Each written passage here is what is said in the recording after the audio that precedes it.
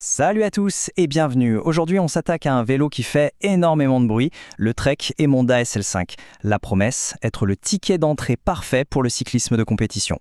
Allez, on va voir ensemble ce qu'il a vraiment dans le ventre. C'est la grande question, hein. Quand on veut s'offrir sa première vraie bête de course en carbone, est-ce qu'on peut vraiment tout avoir? La performance, la légèreté, sans y laisser toutes ses économies. C'est le dilemme. Bon, rentrons dans le vif du sujet. Le grand défi, on le connaît bien. C'est de trouver la perle rare. Un vélo qui donne de vraies sensations de course, mais dont le prix reste, disons, raisonnable. C'est un sacré casse-tête, on ne va pas se mentir. Et c'est justement là que le Trek Emonda SL5 fait son entrée. Trek le présente comme la solution à ce fameux défi, un incontournable dans sa gamme. Alors la question c'est, est-ce que la promesse est tenue? Pour savoir si cette promesse tient la route, il faut regarder la bête de plus près. On va décortiquer sa fiche technique, sa technologie, bref, on va regarder sous le capot pour comprendre ce qui le rend si spécial sur le papier. Alors le premier truc qui saute aux yeux, c'est ce terme un peu technique, carbone OCLV. Qu'est-ce que ça veut dire au juste? En fait, c'est une technologie maison de Trek. Pour faire simple, ça veut dire que le cadre est optimisé pour être super léger et rigide, donc chaque coup de pédale est transmis direct à la route, mais, et c'est ça qui est fort, il reste assez souple pour absorber les vibrations et garantir un minimum de confort.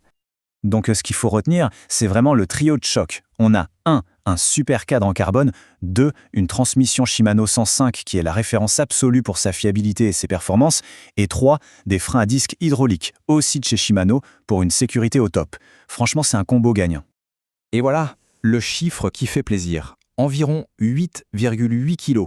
Pour un vélo dans cette gamme de prix, c'est vraiment excellent. C'est ce genre de légèreté qui fait toute la différence dès que la route s'élève un peu. Parlons argent maintenant, on se situe entre 2700 et 3000 euros.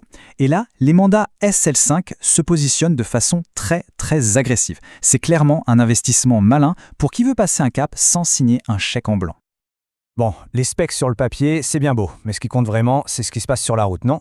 Alors, qu'est-ce que ça donne ce vélo une fois qu'on pédale pour de vrai? C'est simple. En montée, ce vélo est un régal. C'est là qu'on sent vraiment tout le potentiel du cadre CLV. Il est tellement rigide que chaque coup de pédale propulse vers l'avant sans aucune perte d'énergie. Les relances sont vives et on se surprend à attaquer des pentes qu'on redoutait avant. Et sur le plat, il ne se repose pas sur ses lauriers.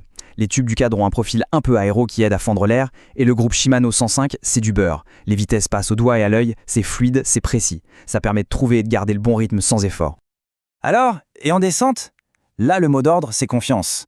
Les freins à disque hydraulique sont juste parfaits. Puissants, progressifs, et ils ne faiblissent pas, même sous la pluie. Ajouté à la géométrie très saine du vélo, on se sent tout de suite en sécurité pour attaquer les virages. Et voilà le point qui pourrait surprendre. Malgré son côté très performance, cet Emonda SL5 est étonnamment confortable. C'est le travail du carbone qui filtre une bonne partie des vibrations de la route, du coup on peut envisager de très longues sorties sans finir complètement cassé. Ok, le vélo est bon, on l'a compris. Mais est-ce qu'il est seul dans sa catégorie? Bien sûr que non. Il est temps de le mettre sur le ring face à ses concurrents directs pour voir où il se situe vraiment. Quand on jette un œil à ce tableau, on voit tout de suite le truc. Certains concurrents comme le Roubaix ou le Défi sont plus typés endurance, donc un peu plus confort. D'autres, comme leur cas, sont peut-être un poil plus légers mais plus exigeants. L'Emonda, lui, se place pile au milieu. Il grimpe super bien, il est confortable et son prix est ultra compétitif. C'est un peu le couteau suisse parfait de sa catégorie. Allez, c'est l'heure du bilan. Après avoir tout analysé, est-ce que cet Emonda SL5 est vraiment le bon choix? Faisons simple. Les points forts sont évidents.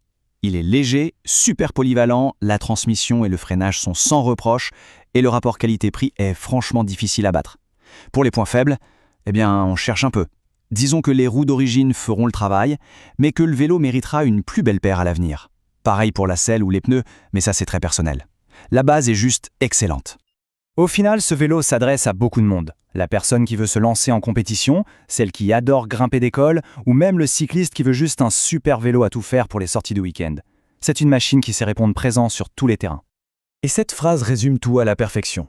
Ce vélo, c'est la preuve qu'on peut avoir accès à la haute performance et à la technologie carbone sans faire de compromis sur la qualité. C'est ça qui en fait une référence.